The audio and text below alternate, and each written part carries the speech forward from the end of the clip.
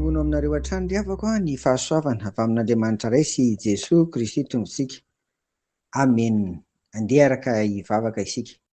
Misaotra anao izay ry Tompo Raina izay any an-danitra amin'izao fiandohan'ny herinandro izao. Misaotra indrindra fa afaka niaraka niangona omaly ary afaka hiatrika indray ny herinandro vaovao noho ny famondrapo sy ny fitiavanao. Dera aja saotra voninahitra Tompo atolotra ianao amin'ny anaran'i Jesosy. Amen. Araka izany tolombavaka izany dia misaotra ny Tompo isika ry havako afaka niaraka nivavaka omaly ary fotoan-dehibe ilay satria niarahantsika tamin'ireo fiangonana ravavy katolika izay nahafahantsika niara-mivavaka tao anatin'ny herinandro izay vavaka ho amin'ny fiambonan'ny mpino kristianina. Dia voninahitra ho an'Andriamanitra ao anatin'ireny ry havako.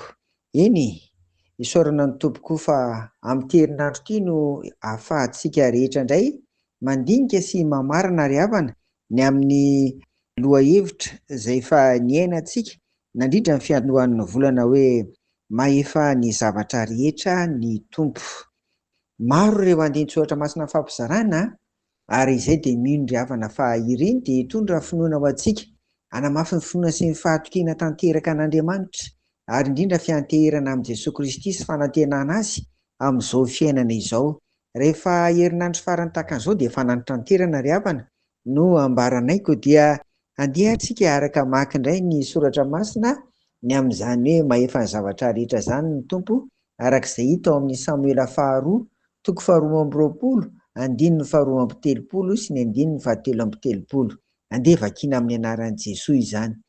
Fa iza no Andriamanitra afa-tsy Jehovah ary iza ny vato lampy afa-tsy Andriamanitsika, izany Andriamanitra izany no fiarovana mafy ho ahy, mitondra ny marina amin'ny lalany izy.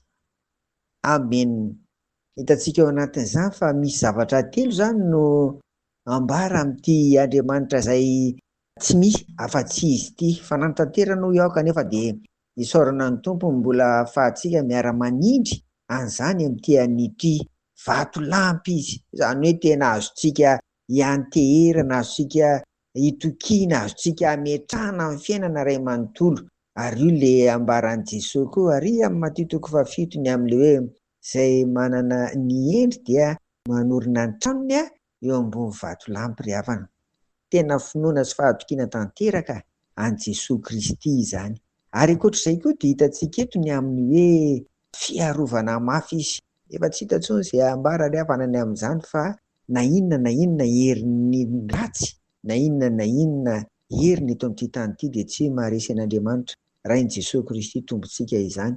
Ary ny fahatelo dia hoe mitondra marina amin'ny lalany izy. Io izany dia Andriamanitra no mitari-dalana antsika amin'izao fiainana izao, fa raha tsy izany tsika dia tsy mahay misafidy ny amin'izay lalakaleha dia mety hitondra antsika mankany amin'ny fahotana aza. Izay no mahatsara mihitsy an'ilay hoe Jesosy Kristy ry havana no fahazavana mitari-dalana antsika amin'izao fiainana izao ary ny fanahy masina indrindra no mitsilo antsika koa mba azahoantsika mandeha amin'ny lalana izay voatentin'Andriamanitra dia ny sitrapony izany. Izany ity Andriamanitra hivavahantsika ity ary hoy isika hoe mahefa ny zavatra rehetra ry havana koa ny rariako manokana ary dia izao hoe amin'izao fiandohan'ny herinandro izao, amin'ity herinandro ity dia ny Tompo Jesosy Kristy ary indrindra ny fanahy masina hitari-dalanao amin'ny lalana tsara ary indrindra hitari-dalanao amin'izay fikasanao rehetra kasaina tao amin'ity herinandro ity mba azahoanao fitahiana sy azahoanao fahombiazana.